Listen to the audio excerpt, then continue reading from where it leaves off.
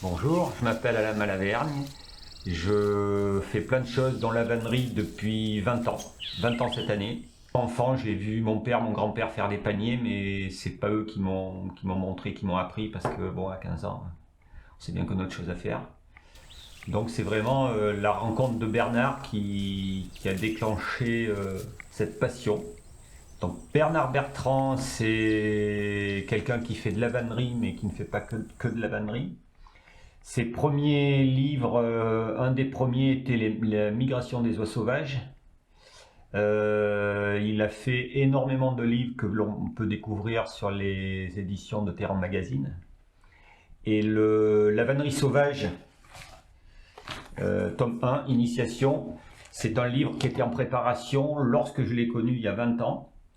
Et ce livre-là, maintenant, est devenu et réédité sans cesse parce que c'est un peu une bible de vannerie sauvage.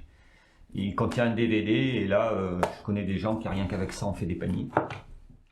Alors, il y en a d'autres qui créent des liens. J'ai amené quelques revues, mais bon, on va avoir le numéro 42 le mois prochain. Le lien créatif. Encore une idée d'il y a 10 ans de Bernard Bertrand qui s'est entouré d'une équipe, bien sûr, il est passé à faire ça. Et donc, c'est vraiment le lien des vanniers. Plein d'infos, plein de tutoriels, de vanneries différentes, de petites libellules, des croix en 3 dimensions, il y a plein de petites choses, des galets tressés, voilà, il y a énormément de choses. Alors en ce qui concerne les types de vannerie, il y a la vannerie sur arceau que je pratique, qui moi est une vannerie sur arceau plus rustique, plus paysanne.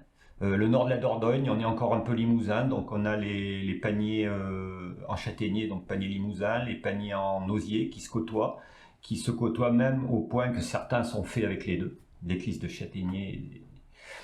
Après, que je pratique aussi, il y a la vannerie spiralée, donc un boudin de paille traditionnellement de seigle cousu avec de la ronce.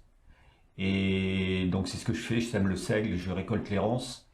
Mais à la place de la paille de seigle, on peut utiliser toutes les pailles, de la paille de lavande à toutes les graminées sauvages.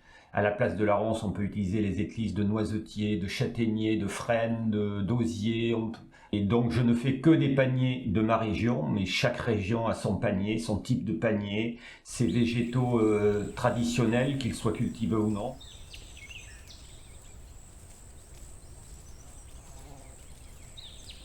Voilà, nous sommes ici sur une petite oseraie qui est conduite en tétard ou trogne. Ce nom vient du fait qu'on le taille toujours au même niveau en allant au plus près. Donc, on va former cette tête. Pour le couper, on va toujours couper au plus près de la tête, la raser au maximum, dans un souci d'obtenir des brins l'an prochain. Voilà donc le brin d'osier pour le tressage. Ou alors, si vous voulez faire des plantations, vous prenez la base d'un brin, 50 à 60 cm, vous laissez 3-4 œils au-dessus le sol, à planter à l'automne. En quelques années, vous obtiendrez la première année quelques brins, ça va se multiplier pour obtenir les têtes que l'on aperçoit ici. Pourquoi conduire en tétard? Parce que c'est beaucoup plus confortable pour celui qui va couper l'osier, coupe à la main. Voilà. Donc là, on est à hauteur. Par contre, il y a un inconvénient. Sur les osiers conduits en tétard, ceux qui partent de la base sont légèrement inclinés à la base, ce qui peut poser des problèmes pour certains types de vanneries. Donc la conduite en tétard, c'est bien sûr une culture. On le contrôle complètement pour obtenir un matériau utilisable au maximum. Certains brins seront toujours inutilisables, peut-être trop gros, peut-être fourchus, mais c'est vraiment la ressource qui est recherchée. Voilà, contrairement à la culture en tétard, une culture au ras du sol, mécanisable, donc productivité accrue. Donc là, il n'y a pas de tête, c'est vraiment à quelques centimètres de la base du sol. Vraiment coupé au ras du sol, et on n'a pas l'inconvénient, comme sur les tétards, d'avoir les osiers courbes. De mon enfance, Je garde de mes grands-parents, donc moi dans les années 70, des gens qui étaient sur des petites structures et chaque petit rapport pouvait participer au bien vivre d'une maisonnée. Mon grand-père, qui faisait pas des fruits pour les vendre, quand il y avait des surplus de prunes, ben, il allait les vendre au marché. Quand il y avait des surplus de pommes, il trouvait toujours à les vendre. Voilà. Donc c'était presque des économies de bout de chandelle qui mis bout à bout, arrivaient à faire vivre une maisonnée correctement. Donc pour la vannerie, c'était la même chose. Quand on n'avait plus de panier pour ramasser les patates, le maïs ou les raisins, eh bien, on faisait un panier. Donc voilà, c'est exactement ce système-là. Petite structure, polyculture, où on vivait. C'est pas histoire de vivre en autarcie. C'est histoire de la paille de seigle. Et bien, celle qui restait quand on avait fait tout ce qu'il y avait à faire, et bien, on en faisait ou de la vannerie spiralée, ou alors chez moi, ben, quand il en restait encore, et bien, quand on tuait le cochon, on le cramait à la paille. On réparait, on conservait. La vannerie, le panier, il n'est jamais usé, si on en prend soin.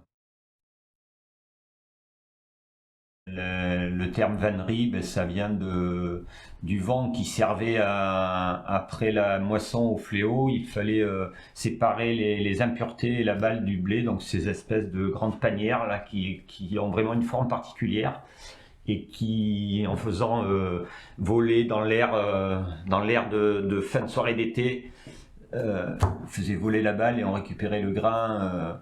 Et d'ailleurs, il y a une phrase qui courait parmi les vanniers qui disait: tu n'es vannier que quand tu as fait ton vent. C'était un peu comment on dit chez les compagnons, la pièce de fin de formation. Dans le sens de ce que je disais précédemment, c'est on vit dans son environnement, on le connaît tellement parfaitement que si on a besoin d'osier, ben on sait qu'il est au bout de la vigne. Si on a besoin de ronces, ben on sait que derrière la grange, au fond du jardin, il y a des ronces pour refaire une corbeille pour faire lever le pain. Voilà, on est complètement dans un environnement que l'on maîtrise tellement qu'on arrive à subvenir à tous les besoins pratiquement.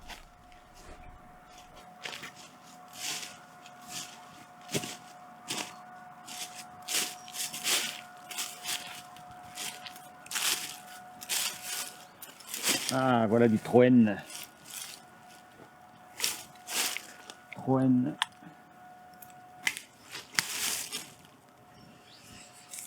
Troène, dans la vannerie sauvage. Le problème du Troène est qu'on a rarement des morceaux très longs et très gros. Donc avec ou sans écorce. Éventuellement même en fendu, donc ça fait vraiment des petits bouts. On va aller vers les vanneries de petite taille et vers la vannerie fine. Cornouiller sanguin. Alors j'utilise des petites tiges, donc ça c'est des tiges de l'année. Voilà. Par contre lui je le fends, puisque sur la vannerie sur arceau, même les petits modèles, il a tendance à casser. Et il a une particularité, c'est qu'il a des tiges qui sont ouvertes ou sanguines. Donc quand on a fait des éclisses fines, aucune éclisse n'est égale à l'autre, donc tous les paniers terminés sont différents de par les coloris. Voilà. J'aime bien pour les couleurs. Alors pour moi, la vannerie, c'est un instant de pause. Et c'est vrai que quand je fais de la vannerie, je fais mon propre yoga, quoi. Enfin, ça coule tout le temps de source, c'est reposant. Et ça arrive à me manquer.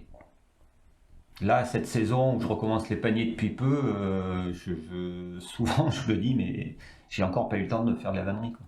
Donc c'est vraiment, oui, c'est peut-être devenu un besoin. Parce que passion. Depuis 10-15 ans, on a l'impression qu'il y a un réintérêt pour la vannerie de beaucoup de gens. Alors après, il y a toujours, dans tous les gens que je croise sur les ateliers ou sur les stages, il y a toujours des gens qui viennent parce qu'ils veulent y toucher, qui n'en referont probablement pas, mais bon, ça c'est leur choix. Mais là-dedans, il y a quand même des gens qui continuent, que je recroise plus tard, qui en font pas forcément un négoce mais qui font et qui progressent et qui, voilà, j'en connais quand même pas mal. Donc, ouais, moi je souhaite que ça continue, que ça s'amplifie, qu'on se rejoigne un peu par la vannerie, par plein d'autres choses, mais la vannerie peut être un bon, un bon biais pour se rejoindre, même avec des gens d'autres pays. Voilà, il faut vraiment réapprendre le partage. Donc, ouais, mon souhait, c'est vraiment que ça continue et moi, je demande qu'à transmettre de plus en plus pour participer à tout ça, quoi.